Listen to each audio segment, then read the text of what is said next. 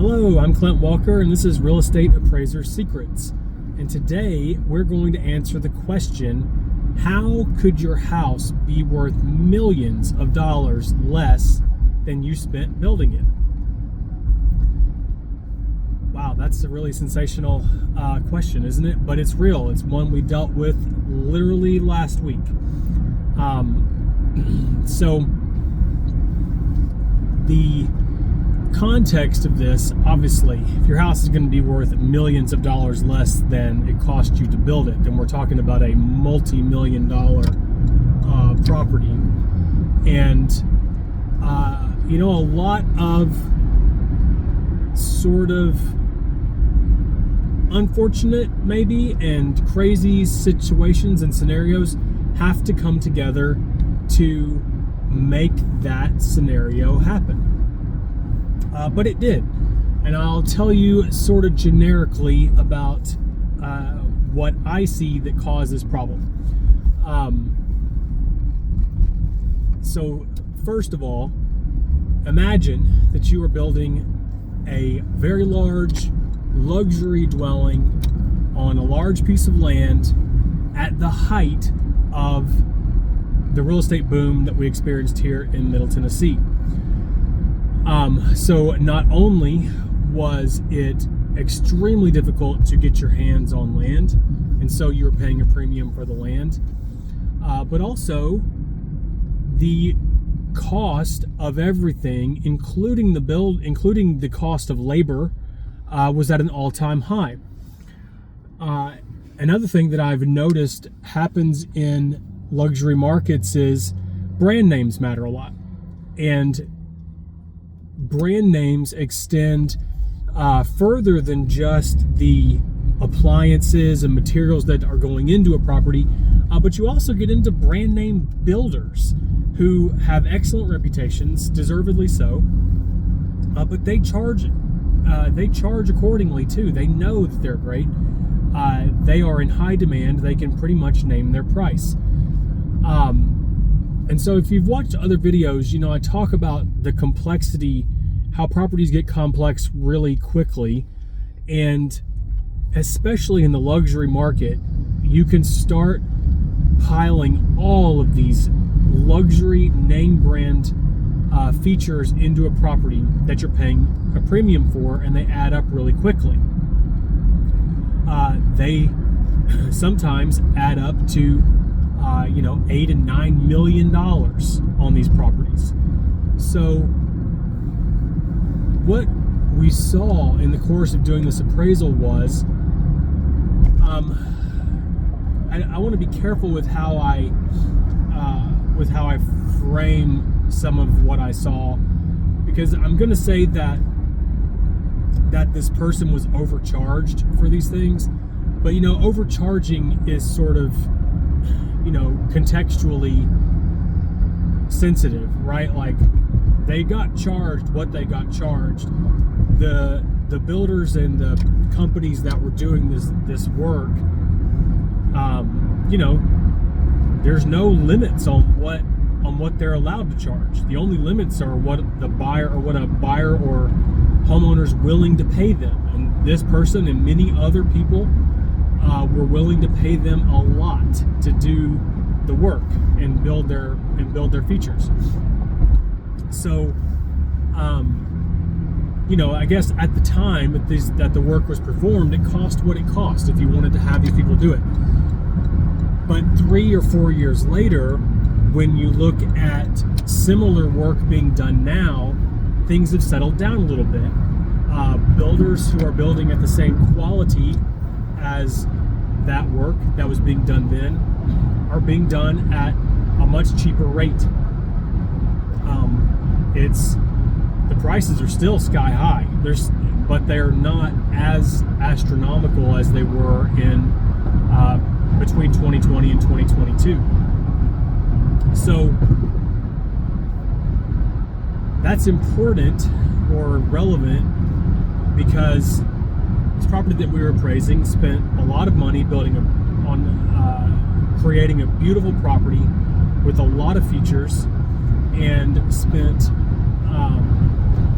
but when went to do their appraisal as of 2025 and started looking at what similar properties are selling for, and I don't know if I've talked about this in the past video, but in the context of giving a market value opinion, we are analyzing what a typical buyer will pay for a property, and we do that by analyzing a number of sales, as many sales as we can get our hands on.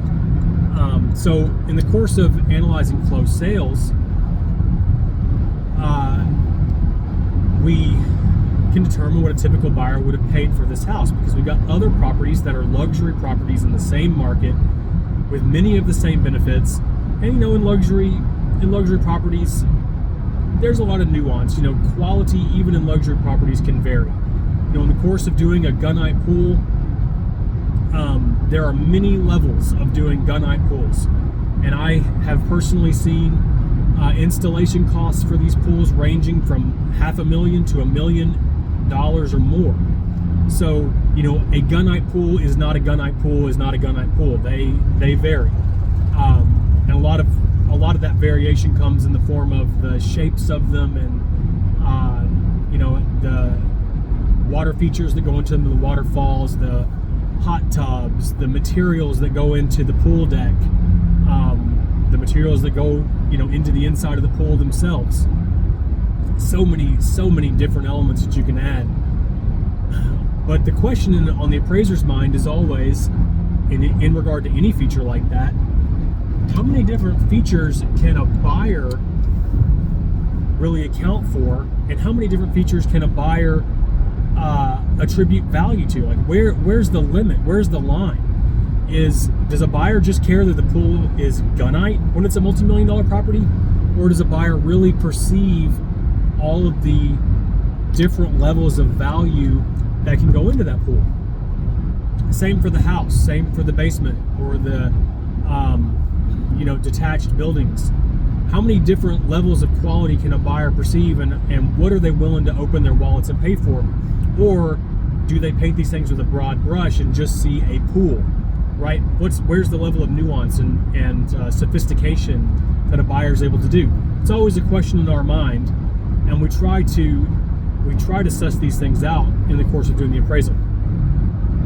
So anyway, in the course of this one, it sort of became clear that maybe in the context of how miserable our market has been the past 2 years, and that there are lots of luxury properties on the market for buyers to choose from, it didn't seem like buyers really cared for all these different levels of luxury as of right now, which means that, as I've discussed in other videos, sellers start to get a zero return for some of the money that they spent on these improvements, these luxury side improvements.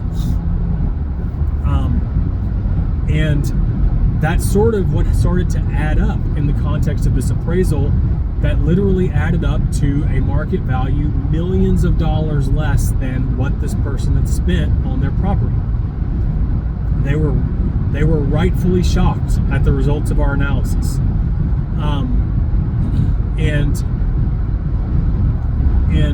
It's not, they were nice about it, much nicer than some people could have been, which I appreciated.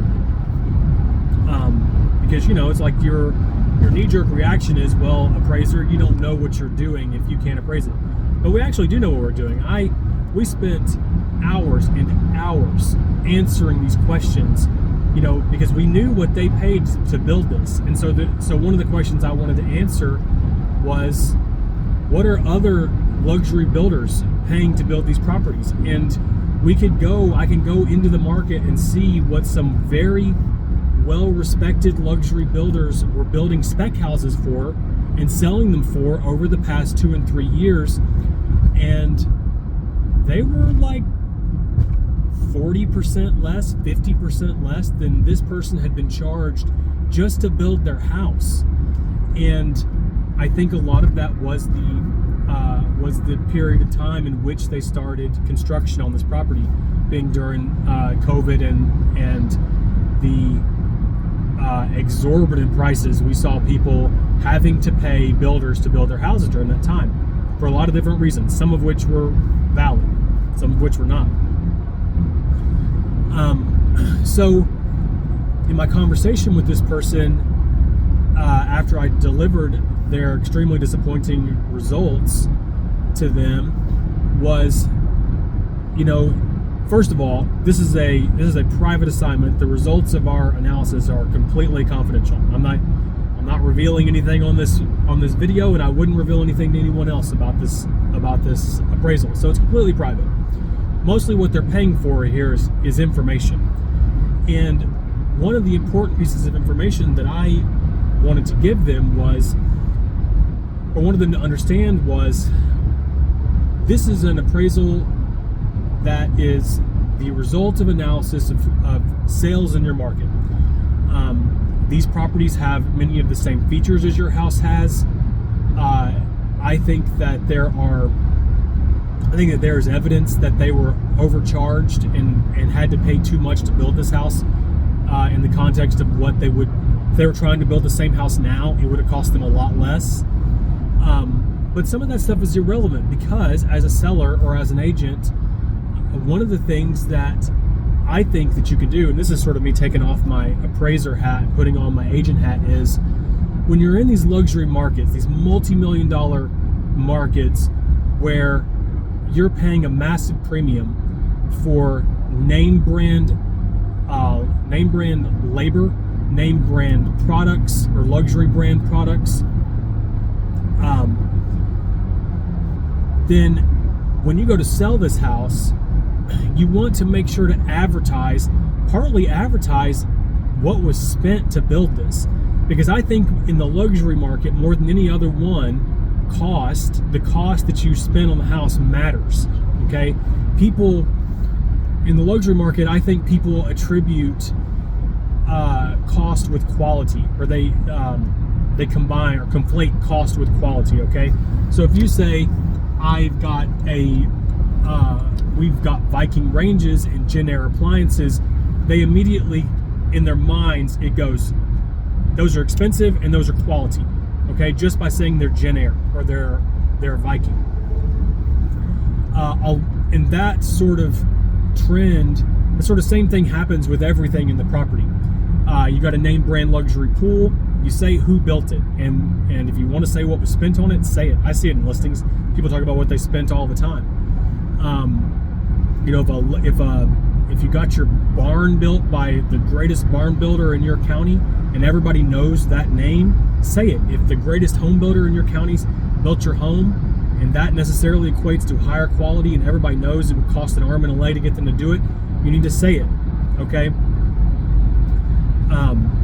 So it's okay to sometimes, especially in luxury markets where cash is abundant, to price your listing based on the cost that was spent and to advertise the cost that was spent and to really try to recoup that. And understand that in appraising, cost and value are separate things. We almost sometimes operate off of the assumption that cost does not equal value. But it's not necessarily true. And when you're pricing or selling things in the luxury market, I would encourage you to maybe first start with cost and see where that all comes out, because I think you have a clientele that cares more about that and is more capable of analyzing the value of a property in the context of the cost that it would take them to recreate it, and the headache and the time and all of that. So I hope that's helpful.